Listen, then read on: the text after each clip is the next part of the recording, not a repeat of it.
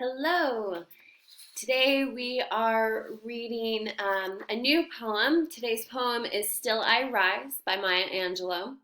Maya Angelou is an amazing writer, an amazing human being. You've probably heard of her before because she is quite spectacular. Um, I'd like you to start by doing a little bit of research on her life. She lived a very full life, very interesting life.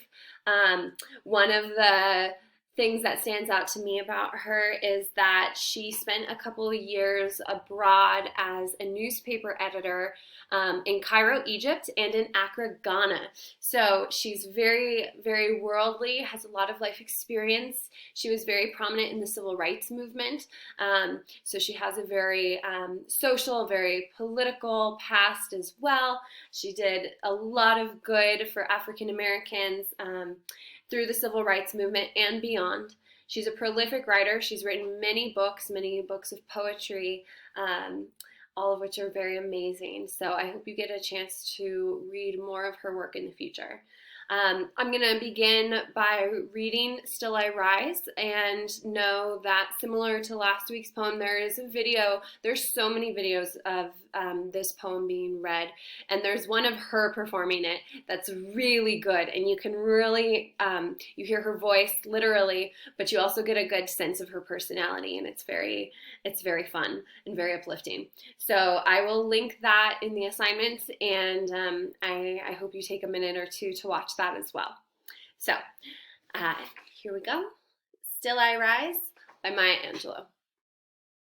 You may write me down in history with your bitter, twisted lies. You may trod me in the very dirt, but still, like dust, I'll rise. Does my sassiness upset you? Why are you beset with gloom? 'Cause I walk like I've got oil wells pumping in my living room? Just like moons and like suns, with the certainty of tides, just like hopes springing high, still I'll rise. Did you want to see me broken, bowed head and lowered eyes, shoulders falling down like teardrops, weakened by my soulful cries? Does my haughtiness offend you? Don't you take it awful hard, 'cause I laugh like I've got gold mines digging in my own backyard. You may shoot me with your words, you may cut me with your eyes, you may kill me with your hatefulness, but still, like air, I'll rise. Does my sexiness upset you? Does it come as a surprise that I dance like I've got diamonds at the meeting of my thighs? Out of the huts of history's shame, I rise. Up from a past that's rooted in pain, I rise. I'm a black ocean, leaping and wide, welling and swelling I bear in the tide. Leaving behind nights of terror and fear, I rise. Into a daybreak that's wondrously clear, I rise. Bringing the gifts that my ancestors gave, I am the dream and the hope of the slave. I rise, I rise, I rise. Okay, there's your first reading. You should listen to hers, it's much better. So you're going to begin by going through your initial impressions, things that you like, you don't like, you didn't understand and want to go back and revisit, and what you think the poem is about on first read. So some of the lines that stood out to me come from the second stanza. I like the lines, with the certainty of tides.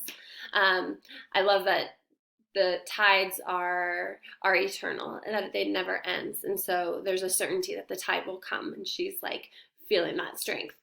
I love the line in the fourth stanza, shoulders falling down like teardrops. I think like the roundedness of your shoulder, and you're kind of drooping, and it's like a teardrop, and so they're falling like tears. I think that's a beautiful image. And let's see, there's so many. On the back page here, I also like, making this work, this line here. It says, I'm a black ocean leaping and wide, welling and swelling I bear in the tide. So another ocean image that stood out to me. It must be really craving the ocean right now. So those are some of the things that I really liked. There is nothing about this poem that merits a minus mark for me. It's all positive. Um, so my kind of first take on this, I think, she's speaking and it seems like she's speaking to someone or someone's. So I get the vibe that she's talking to somebody, and she seems maybe somebody who's offended by her and offended by her strength and her independence. Um, and so she's kind of saying, like, you can't touch me. I'm happy. I'm in charge of my own feelings and emotions. And you can't bother me. You can try, you can throw things my way, but it doesn't matter. Still I rise. So that's kind of my initial overview of the poem's meaning, or what it's about, rather. Um, so now I would like you to go through, we're on to round two, where you're underlining the verbs, you're highlighting the adjectives, and you're circling imagery that you find to be very powerful. And there's a lot of that in here. So there are some verbs that I had underlined, things like, let's see here. Oops, wrong way. So words like trod, let's see, what else? Words like springing, beset is a good verb, falling, laugh, digging, or dig in. Let's see, in the second to bottom stands on the first page, shoot, cut, and kill all stand out as like really strong, violent verbs, but also dance, leaping, welling, and swelling. So a lot of really good verbs here. Same with the adjectives. Things that I highlighted were bitter and twisted, sassiness, haughtiness. Haughtiness is a good word. Hatefulness, sexiness, black, wondrously, wondrously clear. So those were all some of the adjectives that stood out to me. You can kind of check that there if you wanna. Okay. All right. Some imagery. Oh my gosh. Because I walk like I've got oil wells pumping in my living room. Because I laugh like I've got gold mines digging in my own backyard. Those are so strong. That's really wonderful imagery, I feel. Like you can close your eyes and see that picture of like how happy would you be if you had a gold mine in your backyard. So those come through really clear. In terms of the mood of the poem and how it makes you feel, I think this is probably one of the easier ones to identify mood on because it's so strong. She's like a little angry, but she's very lit up. She's on fire about it. It's like it's lit a passion in her. And so I feel that as well. I'm motivated. I feel like I'm unstoppable, or unconquerable even. Definitely a little sassy. So I like that as well. That's fun. And I feel like I can do anything. Like this, if I ever felt like the world was pulling me down and somebody was treating me poorly, I would read this poem and automatically be like, yeah, I got this. Like, I can do anything.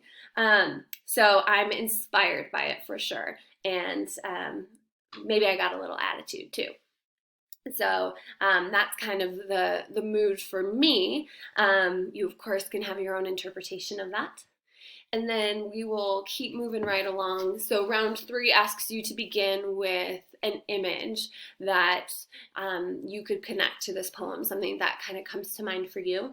So for me, I was thinking about steam, like steam rising, maybe from a pot, but like maybe from like a beautiful natural hot spring or a bath or something a little nicer. And I think of that because, it's something that's rising, like steam rises. And without, you could probably shut me down from a scientific point, but in a literary sense, steam can't be captured. It's elusive. It's not something physical that can be contained. And so no matter what, still she's rising and nobody can stop you from rising.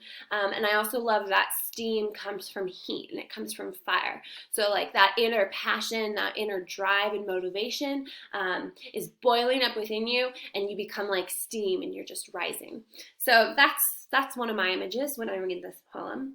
Going back and looking for some metaphors, similes, and strong descriptions.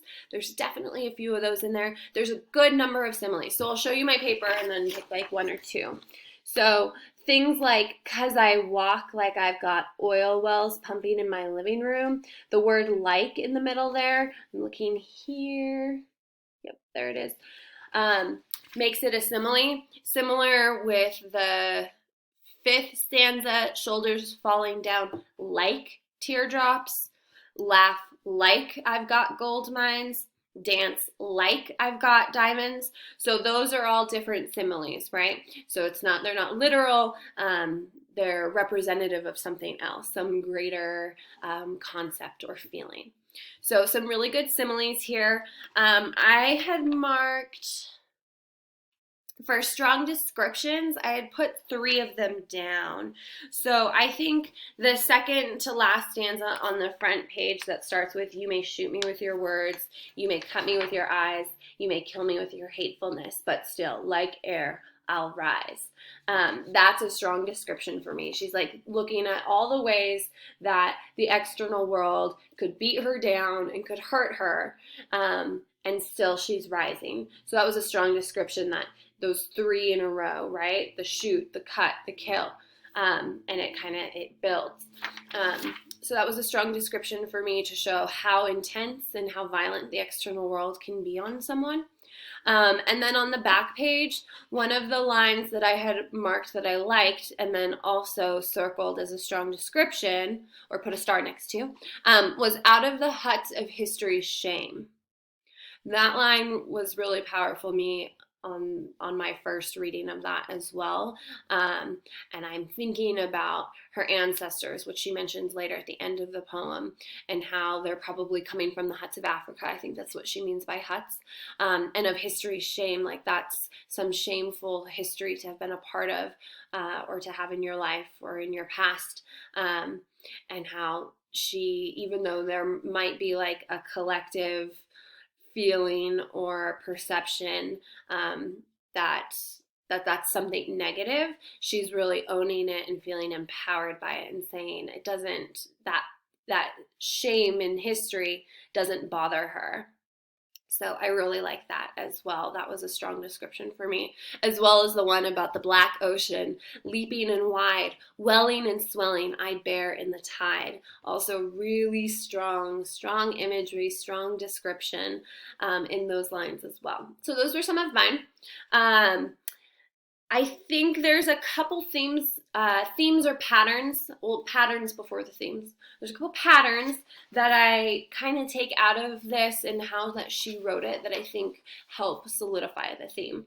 So one pattern that I notice is the juxtaposition in the language, that she is feeling like she has these really strong traits, characteristics that are really empowering for her. So internally, in terms of the self, she feels sassy, she feels haughty, she feels sexy, and that these are like descriptions, adjectives, feelings, ways of being that are like really powerful, and they come with a lot of attitude and a lot of strength, and that's juxtaposed with what she's feeling from the outside world. So she's feeling bitter and twisted lies, she's feeling hatefulness, she's feeling shot, cut, and killed by words and eyes. And so I think there's like this juxtaposition between the negativity you get from the outside world and then the positivity that you emanate out from yourself. And so that kind of juxtaposition stands out to me as a pattern that keeps coming through the poem. And then the other one is the pattern of the words "I rise" or "still I'll rise." So both in the title of the poem, but then repeated over and over throughout the poem. And so I think that is also significant and leads to the theme, because she's saying that, it doesn't matter how often you come at me and try and wear me down, still I'm going to rise. And so you can't stop me, and that I have this great inner strength. And so not to let the outside world in, and control who you are, that you are always in control of who you are. And so that's a strong theme for me in this poem too. So with that, we will end the video. Please go watch her version of it.